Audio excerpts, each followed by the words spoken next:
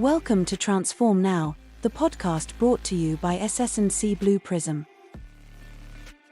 Enterprise AI isn't just a tool, it's the heartbeat of smart organizations like yours, helping to reinvent work to deliver higher growth, more customers, and better experiences. Join us as we discover how AI-powered work orchestration and automation is making things better for everyone: customers, employees, shareholders, and most importantly, you. Let's get into the show. Hello everyone, Brad Hairston here. Welcome to Transform Now. My guest today is Rob Paisley, one of my colleagues at SS&C Blue Prism. Rob is an expert in the financial services industry, and he's especially good at recognizing the opportunity for automation and AI in this sector. So today, he and I are going to focus on one particular segment of the market, the small private equity firms. And we're going to talk about what opportunities exist there. Should be a lot of fun. Welcome, Rob. Why don't you tell everyone a little bit more about yourself before we dive in? Sure, thanks. Yeah, so I'm Rob Paisley. I lead our strategic industry team here at SS&C Blue Prism. So we're a group of subject matter experts that help define the more domain-specific use cases and kind of help flesh out that better together story for the broader SS&C portfolio. I come from a pretty deep engineering background. So before this role, I spent 17 years as an SE across a bunch of different AI and process automation companies. And then I was hired here to kind of help wrangle all the pieces together and start solutionizing it instead of just selling tools. Awesome. Well, it's great to have you on, Rob. And so for this conversation, I'd like you to take us into the day in the life of a typical small private equity firm. Let's say it's a firm with less than 200 employees. They've outsourced the fund administration part of their business and maybe other core operations as well, to most likely to SS&C, of course. And they don't typically invest heavily in technology. So with that background, the first question for you is, who is typically running the show at a firm of this type day to day? Yeah, so it's going to depend on how many assets they have under management to some extent, but the large end, we kind of run it for them as a service. And then there's this middle tier where they use our software and some of our services, but they largely do a lot of it themselves. So most of them, I think, actually are around 30 or 50 employees sometimes. Okay. And you have an operations team that might be one or two really smart people, and then maybe some interns. Okay. The good old interns. You can't live without them. Yeah. So let's just settle on like the head of operations, the person that would bear the bulk of these activities that are left behind, so to speak, that haven't been outsourced. What does a typical day look like for this person? What activities consume most of this person's time? Could you just give us a flavor for that? Yeah. So I've done a lot of on-site discovery recently to try and better understand how we can really move the needle in this space, because I think it's different than some of our other market segments. Mm-hmm. So like if I sit with an operations team for half the day, from the moment the market opens until market close, they're basically living in Outlook about 80% of the time. They'll have like a Teams meeting on the side that's just a live stream with all their people all day. Like this, me and you connected cameras on for 8 to 10 hours so that they can kind of tackle things in real time as they're happening. Mm-hmm. And they're basically context switching for a living. You know, they have like 20 different hats and they put fires out that pop up throughout the day when systems don't match or transactions aren't flowing through, but a lot of email and chat messages. It sounds like a lot of stuff too that could be automated just on the surface. What do you think are some of the best opportunities in there for automation? So it's not easy because you can't automate anything straight through in that world. They're picking up a task, moving it a little bit, and then something happens that's a distraction and they move to a different task and then a different task. And by the end of the day, they've gotten around to everything they need to do, but it's switching from completely different things, bouncing around, just trying, almost like keeping an assembly line flowing, if you could compare it to like manufacturing plant. So I had to let go of this idea of I'm going to solve things for them end to end, and started thinking about the interns. When is work worth delegating to them versus when it'll take me longer to explain it than to just do it myself. And as the interns get better, that line moves of what I can delegate to them. So trying to find pieces of the day that I can carve out. And that's where I start looking at digital labor as another form of intern, except they don't get really good and quit. They just get really good and stay. So like, if I think about the kinds of emails that an operations guy is fielding, thousands a day of, hey, are you showing this on this trade? Is the quantity the same? Is the fee the same? Did you send this by mistake? Help me find the error, basically. Help me find the mismatch.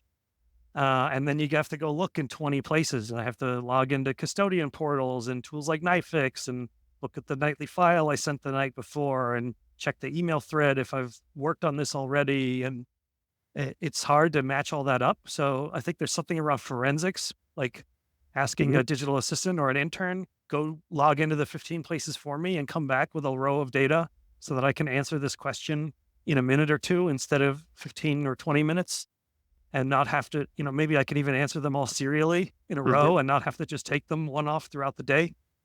And then once you kind of get the basic questions about transactions, then it becomes just all ad hoc.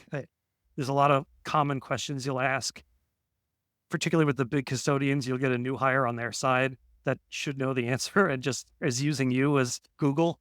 And so like being able to deflect a lot of those more common requests, whether it's frequently asked questions, asking for that same document over and over, even stuff like wire transfers or collateral calls, being less of a help desk, I guess, is how I think we could make a difference.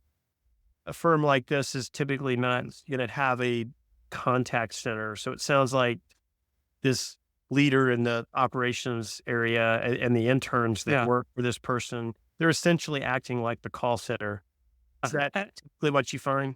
Even if they have an actual contact center, those people are not in it deep enough to be able to answer all these questions. The basics, if there's an FAQ or something, maybe, but chances are they're putting you on hold and asking the operations guy for the answer anyway. So all roads lead to this team that's kind of at the center of these firms.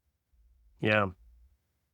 And Rob, when I think about interns and the kind of work that they would typically be doing for a small private equity firm, I think of a lot of like research, data extraction, scraping websites. Does that chew up a lot of their time as well? Beyond what you've already mentioned? Even like very skilled traders get the right to ask for unique things. So even something like reporting, a lot of the trade desks I look at, each person gets their report the way they like it with their data. And there's some intern getting there an hour before them every morning, hitting up macros and trying to prepare it for when they get to the office. And then there's the little manual bits. I would say 97% of the data comes through automatically from the market. But there's always those one-offs where you have a weird asset that needs to be manually priced, or it's based off of a rate card, or they publish it in some third-party place that doesn't have an API and you have to go get it. So there's a lot of like going in and just typing in numbers and clicking save to keep the operation moving smoothly. What about some other miscellaneous things that you typically see? I've heard talk about registering new securities, things like that. Is that something that also comes up pretty frequently and requires a lot of manual work? Yeah, so to some extent, it has to be manual. You want a person looking at the stuff before you put it into your master table. I mean, sometimes you have billions of dollars at stake and you don't want to fall victim to fraud. So there's like a master table within the software, within their OMS system that controls what securities, what products people are allowed to buy and sell. And they can cap what their exposure is and that kind of thing. So if a new ETF comes out tomorrow on a different exchange, someone has to actually go look it up with the clearing corporation or in Bloomberg, verify things like the ticker symbol and the parent company, make sure it's actually an entity they want to do business with, all of the due diligence and KYC.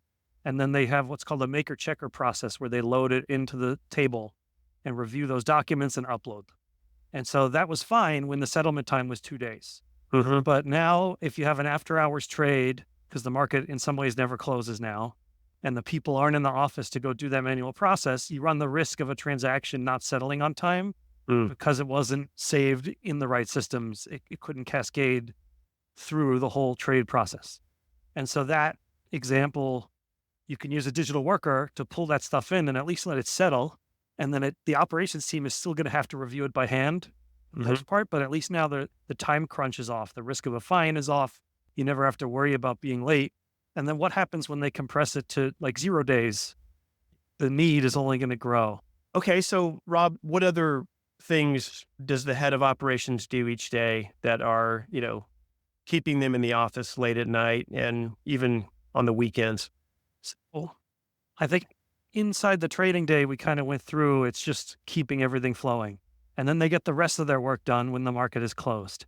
So before the bell rings and after the bell rings is all the stuff that happens weekly or monthly or quarterly, getting the books closed, pulling in data from a million sources, things like voluntary corporate actions or collateral calls or a lot of the middle office functions. And then even like generating documents, statements, reports, and kind of disseminating that throughout the company, things like interviews, all their admin work, all of that happens kind of either during lunch or outside the trading day. Corporate actions is a cool one because we've had a lot of other services here at SS&C in this space. And I think historically they were mostly aimed at institutional investors. But now that we're seeing kind of these automation patterns emerge, we're able to move toward more retail style shops and I think serve parts of the market that previously were hard to touch. Yeah, this is one I know that is highly relevant to most of our clients on the SS&C side of our business. And maybe you could just talk briefly about what we've done with corporate actions specifically and how we're looking to make that available to a lot of our customers. Sure. It's definitely something that is a very common task, as you said. Yeah. So we have kind of a full-blown solution for this space where we pull in all of the voluntary actions into a database, trigger automatic notifications to the firm, track when they make an election or make a decision, track the deadlines. But there's some instances where you're not the one making the election decision. You're not necessarily the investor. You're just someone else's middle office. And so in scenarios with the retail side where you're asking someone else to make a decision, you're chasing them through Outlook. And so we're creating a calendar so you can keep track of all the deadlines and you can keep track of the correspondence. Did they respond? Did they take action? And we can do that without necessarily needing the full-blown module, even though they are complementary. So it's about like expanding our capabilities into different market segments that don't really have an off-the-shelf solution today. It makes perfect sense to automate that. And I know that's going to be attractive to a lot of our customers. Always that build versus buy, right? So yeah, absolutely. So going back to the reporting and the data prep stuff that you were talking about before, where in that space do you see the biggest opportunity for automation and AI to play a role? So we like to use things internally before we take it to market with customers. And where I've seen it go into production here at SS&C made me believe that like you can't use this stuff without workflow. It's just not there yet. If I could solve all my problems by sending a bunch of documents to ChatGPT, I would have done it already. But it's either cost prohibitive or what you get out of it just needs so much rework that is the juice worth the squeeze if you have to rewrite the prompt 5 or 6 times to get what you're looking for. At some point, you could have just done it manually. And most of the parts that I think are lacking from those services is around the governance layer. They don't have a DevOps pipeline that's hardened the way you do when you're building software or APIs, because it just hasn't existed as long. The idea of building and training a model and using it in production, it almost needs to redefine what DevOps looks like. And you're not necessarily using just one tool. You might want to experiment across a bunch. So you need some kind of traffic cop orchestrating when you use what, particularly if the page count or something is expensive or the tokens.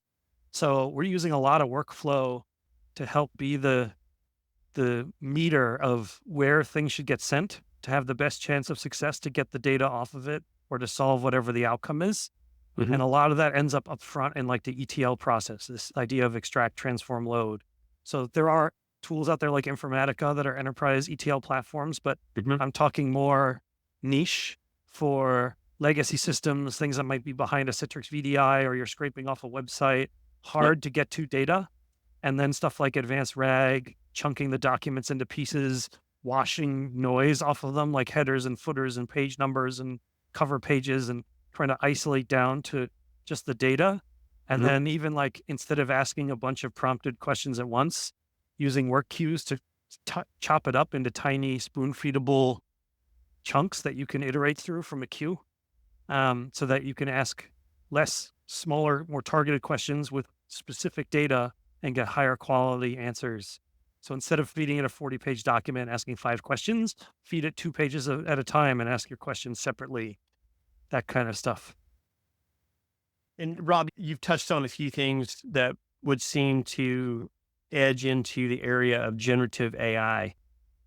Where does that fit in here? And is that somewhat a daunting concept to introduce Gen AI into a firm that's pretty small, doesn't really invest heavily in technology? So that pipeline part I'm describing, I think, is the same as older AI technologies, whether it's machine learning or neural nets. Gen AI magnifies an already existing problem, which is it's very difficult to trace back the lineage of why it did what it did, the whole cause and effect. Can I Yep. rewind a model to 2 years ago and feed it an identical prompt and it spits out an identical result? Can I feed it the same prompt 1,000 times in a row and get the same response 1,000 times in a row?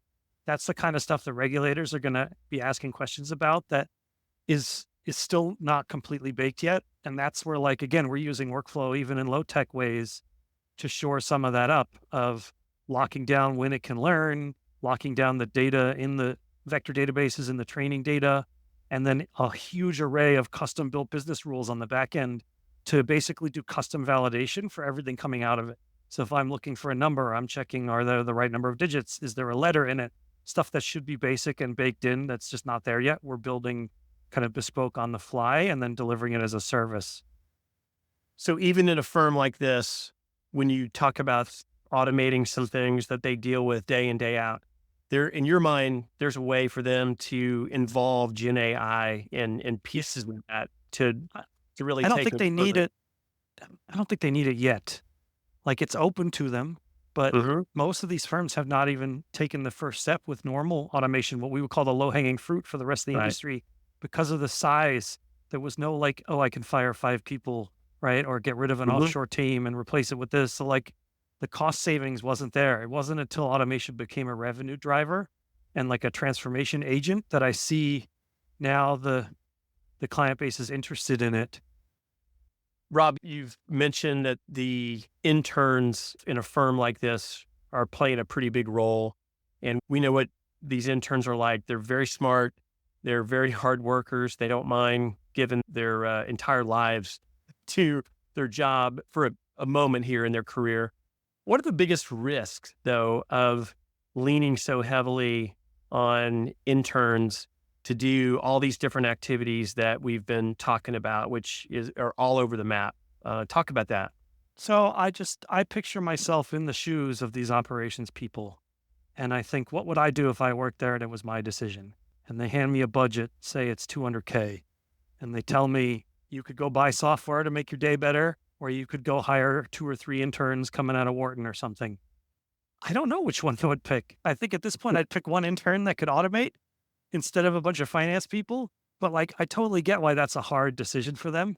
And it's not like they're looking at off the shelf products that can solve everything they need, because that market's saturated already. So it's like they're signing themselves up a little bit to be almost a guinea pig and then trusting that we've done it ourselves and it'll work for you too. That's scary, especially when you're not doing stuff end to end, when you're just taking little bites of the apple from these different processes. It can Mhm. feel hard to manage. So I think that you just have to show, if I'm going to automate something, that it actually is making a meaningful impact to the day, and let kind of the outcomes be the guide of what should and shouldn't be automated. But at the end of the day, if you're going to train a digital worker, they're never going to leave. Your best interns end up getting promoted or finding a better job elsewhere, and you get Mm. stuck where you can't get off the ride. That's got to be frustrating. You fill their head with all this institutional knowledge and teach them how to make things run efficiently. And then they build all those skills. And then Yep. next thing, they're very marketable to another PE firm that's looking for the same skill set. So yeah, I can imagine that would be flight risk would be a big issue. So if we agree that a digital assistant, you've called it a digital worker, let's call it a digital assistant. Okay. That would be a better resource to do a lot of this work, to take on this institutional knowledge, to manage a number of different activities, be trained to do so in a firm like this. How would a small PE firm make this a reality? There are a lot of skeptics out there. You know that a lot of these firms are risk averse. They don't like going into emerging technology. That's a bit of a challenge for them. So just talk about how this could become a reality for them. So I said it before that they're going to have to be willing to experiment and be guinea pigs, but they're not. That's why they're not in this space yet. They're not willing to. So what I think is my job is to basically use what we know about this market segment, the fact that we're already number one in this space as SS&C. I have to go tell them what they need because we're the ones that have their data most of the time. We're the record keeper, right? So like, I need to be able to solutionize this. So when you talk about a digital assistant, it should come with a resume of here's all the things that it could do for you out of the gate. And I think we're getting good headway in defining what some of that is, but they're intern resumes. It's not, oh, let me replace your head of operations with this person that could do 20 things end to end. I wish we were there, but we're not. It's, I want to replace the person fresh out of college that takes 6 months before you can actually delegate hours worth of work to them because there's such a steep learning curve. And let's codify that instead and make it a little more scalable and then share it across our clients. So like everything my team is working on right now is about solutionizing what we've done internally, getting it into those digital assistants and giving you that kind of accelerator that you're starting with out of the gate. And would this digital assistant be something that would be provided as a service, or would it be deployed within the private equity firm's environment? Talk about kind of the options there. What would that look like? I think either one, right? I would compare it to hiring a person. I'm going to outsource to this digital labor, and then I can decide later who's their boss. Is it me? Is it you? Either one is fine. Okay. And we know that digital worker or digital assistants can work 24/7. Yeah. They don't quit. They don't get tired. They don't get paid benefits, no days off. So there is advantage in terms of productivity and 24-hour coverage. So why do we at SS&C believe it's easier and more reasonable to bring automation and AI into this type of company?